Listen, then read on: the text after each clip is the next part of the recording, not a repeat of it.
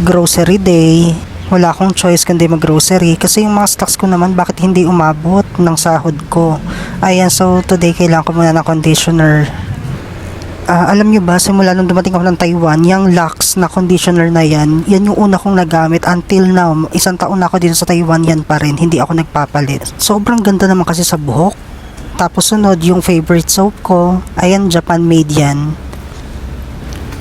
Syempre, after nyan, yung toothpaste, hindi pwedeng mawala, importante sa lahat. Hindi ako makakaalis ng dorm kapag hindi ako nagganyan.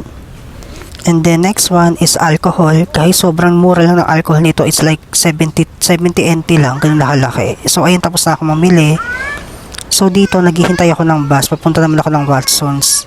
Kasi nawala na ako ng skincare. So ayan, kumuha na ako ng isa sa mga products na ginagamit ko.